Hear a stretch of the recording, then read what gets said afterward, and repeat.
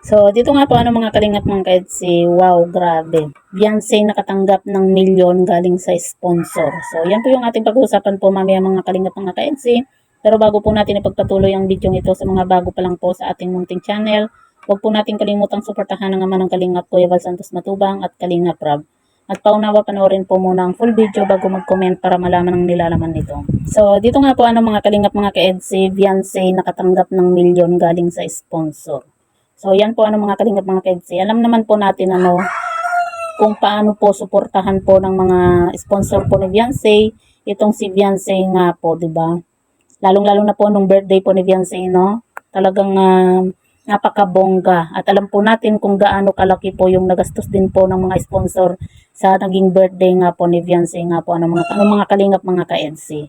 At yun nga po mga kalingap mga kaedsi, nabanggit nga po natin na nakatanggap nga po itong si Beyonce nga po ng milyon galing sa sponsor. Dahil nga po alam naman po natin nasa pabahay pa lang po talagang milyon-milyon na po yung nagastos dito sa pabahay nga po kila Beyonce. Kung hindi po ako nagkakamali po mga kalingap mga kaedsi, aabot po ng 3 million nga po yung pinapagawang bahay po kila Beyonce.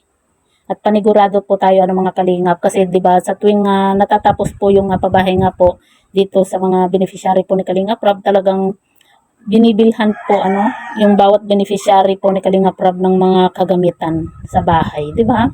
Doon pa lang po mga kalingap sa pabahay, talagang milyon na po yung nagastos din po ng mga sponsor kasi mula sa lupa, bahay, sa mga materyales, talagang umabot na rin po ng milyon.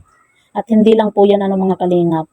Lahat po ng mga blessing po na natatanggap po ni Beyonce mula po sa sponsor.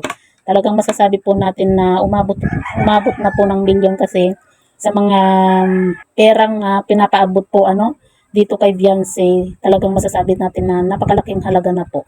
'Di ba? Na sa tuwing vlog nga po ni Kalingap Rob, nakakatanggap din po itong si Beyonce nga po ng pera galing sa sponsor nga po, 'di ba? At hindi lang po 'yan yung mga package po na ipinapadala po ng mga sponsor. Alam naman po natin 'di ba pag sa tuwing nag-unboxing nga po itong si Beyonce at ang Team Kalingap, talagang masasabi natin at mapapawaw po tayo sa mga laman nga po ng mga package. 'Di ba? Kita nyo naman po 'di ba? Talagang mga original yung mga ipinapadalang gamit po ni Beyonce, 'di ba? Mga alahas, damit, sapatos. Doon pa lang po mula nung matulungan po itong si Beyonce ng Team Kalingap, lalong-lalo na po nung maging love team po ni Beyonce itong si Kalingap Edu. Talagang sunod-sunod na po yung natanggap po ni Beyonce na blessing sa mga sponsor. Kaya masasabi po natin na kumaga milyon na po yung natanggap nga po nitong si Beyonce sa mga sponsor. Kaya talagang napakaswerte po ni Beyonce. Dahil kahit papano, dahil sa tulong po ng mga sponsor ng Team Kalingap, sa lahat po ng mga viewers, mga nagmamaraton, kumbaga nabago po yung buhay po nila Beyonce nga po. Kung dati nakikilabada lang po itong si Beyonce, ngayon sila na po yung may labandera nga po dahil din po sa tulong po ng sponsor po yun. Kasi ang gusto din po ng sponsor nga po ay makapag-focus itong si Beyonce sa kanyang pag-aaral. Kaya naman kumuha po sila ng maglalaba para dito kay Beyonce nga po, para hindi na po siya maglalaba at makapag-focus siya sa kanyang pag-aaral nga po Doon pa lang po, 'di ba? Masasabi na po natin na sobrang swerte na po ni Beyonce at ng kanyang pamilya. Lalong-lalo na po sa pabahay, 'di ba? Sa panahon po ngayon, napakahirap po magkaroon ng sariling bahay. Kasi alam naman po natin, habang patagal ng patagal, pamahal po ng pamahal yung lupa, mga materyales na gagamitin para sa bahay, 'di ba?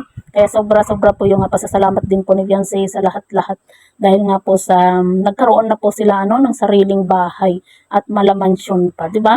Kaya sobrang napakaswerte po ni Beyonce.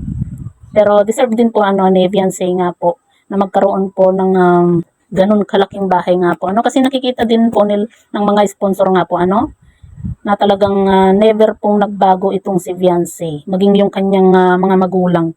Maging si Kalingap Rob nga po, 'di ba? Napansin din po niya 'yon. Na hanggang ngayon, simula nung natulungan po itong pamilya ni Beyonce, hanggang ngayon, kung ano yung nakita po nila sa magulang ni Beyonce dito kay Beyonce, talagang hindi po nagbabago. Ganun at ganun pa din. Kaya kita nyo naman po kung paano binebless itong si Beyonce nga po. Kaya talagang gustong-gusto po ng mga sponsor na matulungan itong si Beyonce kasi nakikita po nila na talagang ang pamilya po ni Beyonce napaka-humble pa din, ano? 'Di ba kadalasan kasi sa mga taong umangat na, kumbaga mapagmataas, ano? Pero itong sina Beyonce, kumbaga ganun pa rin, mapagpakumbaba, kumbaga nakaapak pa rin po sila sa lupa. 'Di ba? Kaya talagang mas lalo po silang binibless nga po. Dahil nga po sa ugali po din ni Beyonce nga po ng mga kalingap.